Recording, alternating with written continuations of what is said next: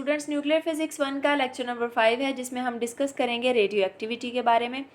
तो सबसे पहले देख लेते हैं कि रेडियो एक्टिविटी की डिस्कवरी किस तरह से हुई। इसमें जो पहला रेवोल्यूशनरी पॉइंट था वो ये था कि हेनरी बैकरल ने फर्स्ट टाइम रेडियो एक्टिविटी को ऑब्ज़र्व किया। ये कब ऑब्ज़र्व हुआ? जब उन्होंने फॉस्फोरेसेंस का फिनोमेना जो है वो ऑब्ज़र्व कर रहे थे, और उसी दौरान उन्होंने ये देखा कि जो फ़ोटोग्राफिक प्लेट है उसके ऊपर यूरेनियम या किसी भी और इस तरह के मटेरियल की वजह से कुछ डार्क स्पॉट्स बन रहे थे। तो ये जो है एक जब उन्होंने ये ऑब्ज़र्व किया तो इस पे सोचना शुरू किया, जिसमें बाद में उन्होंने इसी प्रोसेस को रेडियो एक्टिविटी का फिनोमेना जो है उसको नाम दे दिया था। सेकंड जो पॉइंट था ये था कि मैरी क्यूरी और पेरी क्यूरी ने पोलोनियम और रेडियम, ये दो रेडियो एक्टिव आइसोटॉप्स जो हैं, ये एक्सप्लेन किए थे, इनके बारे में एक्सप्लेनेशन दी थी। और इसके अलावा उन्होंने ये बताया कि जो रेडियो एक्टिविटी है ये ना तो केमिकल प्रॉपर्टीज़ पे डिपेंड करी है और ना ही फिज़िकल पे, बल्कि ये किसी भी न्यूक्लियस की इंटरनल प्रॉपर्टीज़ पे डिपेंड करेगी। यानी न्यूक्लियस के अंदर से कुछ ऐसी रेडिएशंस आ रही थी जिनको ऑब्ज़र्व किया जा रहा था, जिनकी वजह से कुछ चेंजिंग्स आ रहे थे रिएक्शंस में। तो वो हम आगे जाके इसको डिटेल में स्टडी करेंगे। उसके बाद अर्नेस्ट रदरफोर्ड ने ये काम किया कि उन्होंने यही वाली जो रेडियो एक्टिविटी थी, इसी फिनोमेना को 3 टाइप्स में क्लासीफाई कर दिया। अब ये 3 टाइप्स कौन कौन सी हैं? वेल नोन जो ये हैं टाइप्स हैं, इसमें पहली है अल्फ़ा डिके है, बीटा डिके है एंड गैमा डिके है, जिसको हम फर्दर डिटेल में स्टडी करते हैं। वो जो 3 टाइप्स हैं, alpha decay, beta decay and gamma decay, उसमें हम देखेंगे कि अल्फ़ा डिके ऐसा डिके होगा जिसमें कोई भी एक एलिमेंट जो है, रेडियो एक्टिव एलिमेंट और अनस्टेबल एटम, एक स्टेबल एटम में कन्वर्ट होगा, जिसमें से अल्फ़ा पार्टिकल्स जो हैं वो इमिट आउट होंगे।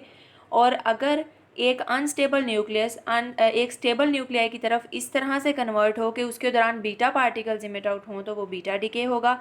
और इसी तरह से गैमा डिके में सिर्फ और सिर्फ जो एक एक्साइटेड न्यूक्लियस है वो हमेशा ग्राउंड स्टेट की तरफ जाना शुरू करता है, जिसमें कुछ गैमा रेज जो है वो इमिट आउट होती हैं, इसलिए इसको हम गैमा डिके कहते हैं। अब इसमें जो 3 रेज़ की बात की गई है, alpha rays, beta rays and gamma rays, इनको हम देख लेते हैं कि इन पे चार्ज की क्या नोयत है। तो उसके लिए एक एक्सपेरिमेंट करते हैं कि एक लेड ब्लॉक ले लेते हैं जिसमें हमने radio active element, radio active substance जो है वो हमने रखा हुआ था, और उसमें से कुछ रेडिएशंस जो हैं वो इमिट आउट हो रही थी, जिसमें अल्फ़ा, बीटा एंड गामा तीनों तरह की रेडिएशंस जो हैं वो मौजूद थी। अब आगे हमने एक स्क्रीन लगाई है, फोकसिंग प्लेट लगाई है, जिसमें से गुजरते हुए नेक्स्ट जब हम उसके ऊपर पोटेंशियल प्रोवाइड करेंगे, दैट इज़ एक टाइप पे हम जो है वो एक साइड पे पॉजिटिव पोटेंशियल होगा, दूसरी साइड पे नेगेटिव। तो ये 2 प्लेट्स जो हमने यहाँ पे प्रोवाइड की हैं इनको पोटेंशियल के लिए, तो यहाँ से गुजरते हुए जो अल्फ़ा रेज़ होंगी वो ऑब्वियसली नेगेटिव प्लेट की तरफ जो है उनका झुकाव हो जाएगा। जो बीटा रेज़ होंगी वो बेंड हो जाएंगी पॉजिटिव की तरफ, और जो गैमा रेज़ हैं वो स्ट्रेट मूव कर जाएंगी। इससे ये क्लियर हुआ कि जो चीज़ नेगेटिव की तरफ डिफ्लेक्ट हुई है, इसका मतलब है कि उसके ऊपर पॉजिटिव चार्ज है। तो हम कह सकते हैं कि जो अल्फ़ा डिके के दौरान आने वाली अल्फ़ा रेज़ हैं वो हमेशा पॉजिटिवली चार्ज होंगी, और वो हीलियम के न्यूक्लियाई हैं जिसको हमने डिटेल में आगे देखना है। अब इसके बाद बीटा डिके है, तो बीटा डिके जो है इस पे नेगेटिव चार्ज होता है, ये बिल्कुल इलेक्ट्रॉन की तरह से ही होते हैं, बिहेव करते हैं। तो नेगेटिव चार्ज होने की वजह से ये पॉजिटिव प्लेट की तरफ डिफ्लेक्ट हो जाते हैं। और गैमा रेज जो हैं, क्योंकि ये सिर्फ और सिर्फ एक्साइटेड स्टेट से डी एक्साइट होने के दौरान जो हैं इमिट आउट होने वाली रेडिएशन ही हैं, तो इसलिए इन पर कोई भी चार्ज नहीं होता, तो ये बिल्कुल स्ट्रेट मूव कर जाएंगी विदाउट एनी बेंडिंग। नेक्स्ट हम देखेंगे रेडियो एक्टिव डिके क्या है। तो जैसे मैंने पहले भी एक्सप्लेन किया कि एक अनस्टेबल एटम जब स्टेबल एटम की तरफ जाता है और इसके दौरान वो कुछ आयनाइजिंग रेडिएशंस जो हैं उनको इमिट आउट करता है, तो इस प्रोसेस को हम रेडियो एक्टिव डिके कहते हैं, जिसकी टाइप्स हमने पहले डिस्कस कर ली हैं। अब नेक्स्ट जो हम देखेंगे वो है radio active decay law. Radio active decay law के अकॉर्डिंग कोई भी रेडियो एक्टिव एलिमेंट जो है जब भी उसका डिके होगा तो वो या तो स्पॉन्टेनियस डिके हो सकता है, या फिर वो जो है वो कंप्लीट डिके हो सकता है जब इनफाइनाइट टाइम के बाद। यानी कि एक स्पॉन्टेनियसली और कंप्लीट डिके जो है इनफाइनाइट टाइम के बाद होगा, और इसी डिके होने के दौरान जो डिके रेट होगा वो डायरेक्टली प्रोपोर्शन होगा number of atoms of that element. यानी कोई भी एलिमेंट जो कि जिसका डिके हो रहा है वो किस रेट के साथ जो है वो उसका डिके हो रहा है, वो डिपेंड करेगा नंबर ऑफ़ एटम्स पे। जाहिर है जितने नंबर ऑफ़ एटम्स ज़्यादा होंगे उतना ही डिके ज़्यादा होगा, और जितने नंबर ऑफ़ एटम्स कम होंगे डिके रेट भी उतना ही कम होगा। तो डिके रेट को हम ले सकते हैं dN/dt के साथ, इसको डिनोट किया जाता है, जो कि डायरेक्टली प्रोपोर्शन है n, that is number of atoms.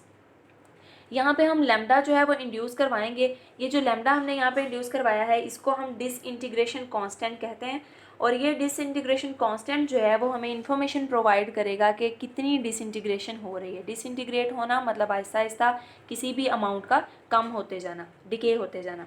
अब यहाँ पे जो नेगेटिव साइन आया है वो इसलिए आया है क्योंकि विद द टाइम बीइंग जो है यहाँ पे नंबर ऑफ़ एटम्स कम हो रहे हैं, यानी कि अब डिके हो रहा है तो जाहिर है डिसइंटीग्रेशन होने की वजह से नंबर ऑफ़ एटम्स डिक्रीज़ होना शुरू हो जाएंगे, इसलिए यहाँ पे हम नेगेटिव साइन जो है वो इंड्यूस करवा देंगे। अब यही वाला n हम इधर शिफ्ट करते हैं, dt उधर शिफ्ट करते हैं, इसी को हम इंटीग्रेट करेंगे। नेक्स्ट हम इसको इंटीग्रेट करेंगे और यहाँ पे हम लिमिट्स जो अप्लाई करेंगे वो होगी n0 से n तक, और इधर जो लिमिट्स अप्लाई करेंगे वो 0 से t तक। यानी सबसे पहले हमारे पास n0 नंबर ऑफ़ एटम्स थे जब टाइम 0 था, यानी कि 0 टाइम था, तो n0 नंबर ऑफ़ एटम्स जो है उनका डिके हुआ था, और n नंबर ऑफ़ एटम्स तक ये डिके होगा कब, जब हमारा टाइम जो है वो 0 से t तक जा चुका होगा। लिमिट्स अप्लाई करते हैं सिंपली, इसको जो है सिंपल मैथमेटिक्स है इसमें, तो इंटीग्रेट यहाँ पे किया तो यहाँ पे ln n minus ln n not आ जाएगा। ये नेचुरल लॉग क्यों आया, क्योंकि नीचे जो है वो टर्म है, ऊपर उसी का डेरिवेटिव है, तो इसलिए हम यहाँ पे नेचुरल लॉग ले लेंगे जब इसकी इंटीग्रेशन करेंगे। यहाँ पे माइनस लैम्डा इंटू टी आ गया, लिमिट्स अप्लाई करने के बाद ये एक्सप्रेशन बनेगा। और क्योंकि लॉग प्रॉपर्टी है कि दो क्वांटिटीज़ लॉग वाली जो हैं जब माइनस हो रही होती हैं तो बेसिकली वो डिवीजन में आती हैं, तो यहाँ पे ये डिवाइड हो जाएंगी और ये इक्वल आ जाएगी माइनस लैम्डा इंटू टी के। अब दोनों तरफ अगर हम एंटी लॉग अप्लाई करते हैं तो यहाँ पे एंटी लॉग लेने से तो ये लॉग जो है वो यहाँ से कैंसिल हो जाएगा और इस साइड पे ये एक्सपोनेंट की पावर में चला जाएगा। यहाँ से सिंप्लीफाई किया तो n जो है वो इक्वल आ गया n0 e raise to power minus lambda into t. अब यहाँ पे कुछ एजम्पशंस लेते हैं। अब अगर हम कहें कि टोटल जो टाइम था मतलब जितना भी टाइम गुजरा था वो उसका हाफ लाइफ टाइम था, मतलब कि हाफ लाइफ क्या होती है, हाफ लाइफ वो टाइम है बेसिकली जिसमें टोटल जो एलिमेंट है अगर उसकी क्वांटिटी लेट्स सपोज उसमें 4 एटम्स जो हैं वो मौजूद थे, तो वो टाइम जिसमें वो पूरे एटम्स जो हैं वो हाफ रह जाएंगे, यानी कि 2 एटम्स रह जाएंगे, तो वो उसका हाफ लाइफ टाइम है। इस बारे में आपको पहले इन्फॉर्मेशन है तो ज़्यादा एक्सप्लेनेशन में नहीं जाएंगे। तो यहाँ पे जो है वो टी जो है अगर हम ले लें टी 1/2 यानी कि हाफ लाइफ, और उस टाइम में जाहिर है कि जो ओरिजिनल एटम थे जो n0 थे वो भी अपनी क्वांटिटी का हाफ रह चुके होंगे, यानी n0/2 हो जाएंगे। तो यहाँ पे पुट करते हैं t की जगह पे t 1/2 यानी हाफ लाइफ टाइम, और n की जगह पे n0/2। इस एक्सप्रेशन में पुट करें तो n की जगह पे n0/2 आ जाएगा, और यहाँ पे n0 की जगह पे हम लगा देंगे n0 एज इट इज़ ही, और e raise to power minus lambda, और इस t की जगह पे हम t 1/2 यानी कि हाफ लाइफ टाइम लगा देंगे। यहाँ से n0 कैंसिल होगा तो 2 is equal to e raise to power lambda t into 1/2 हो जाएगा। अब इसका जो है वो रेसिप्रोकल लिया इसीलिए इसकी पावर भी पॉजिटिव हो गई और ये भी न्यूमरेटर में चला गया। दोनों तरफ नेचुरल लॉग ले लेंगे तो यही वाला जो एक्सपोनेंट है ये ख़त्म हो जाएगा और इधर से नेचुरल लॉग ऑफ 2 आ जाएगा। Natural log of 2 over lambda जो है वो इक्वल आ जाएगा हाफ लाइफ टाइम के, that is equal to 0.693 over lambda, and lambda is disintegration constant. अब यहाँ से हमें हाफ लाइफ टाइम जो है वो मिल जाएगी, और ये बेसिकली रिलेशन भी है हाफ लाइफ टाइम और डिसइंटीग्रेशन कांस्टेंट के दरमियान। नेक्स्ट हम देख लेते हैं इसकी एक्टिविटी की बात कर लेते हैं। तो एक्टिविटी बेसिकली डिके रेट को ही कहा जाता है। तो rate of decay of atom जो है उसको हम डिके रेट कहते हैं, यानी कि कोई भी एटम किस लिहाज से किस रेट के साथ डिके हो रहे हैं। इसको हम डिफ़ाइन कर सकते हैं माइनस dn/dt के साथ, जिसको हमने प्रीवियस जो हमने आर्टिकल किया है उसमें भी डिस्कस किया कि dn/dt जो है ये होगा डिके रेट। अब अगर हम पुट करें यहाँ पे n को n0 e raise to power minus lambda into t, तो यही वाला जो r है ये इक्वल हो जाएगा माइनस d/dt इंटू n की जगह पे हमने इसकी ये वाली वैल्यू प्लेस कर दी। अब इसमें आप देखें जब इसको हम इंटीग्रेट करेंगे डेरिवेट करेंगे विद रिस्पेक्ट टू t, तो ये आ जाएगा lambda into n0 e raise to power minus lambda into t, जिसको हमने इक्वेशन नंबर 1 का नाम दे दिया। अब आप देखें r जो है ये लैम्डा एज इट इज़ आ गया, और इस पूरी टर्म की जगह पे हम यहाँ से इस एक्सप्रेशन से n पुट कर सकते हैं।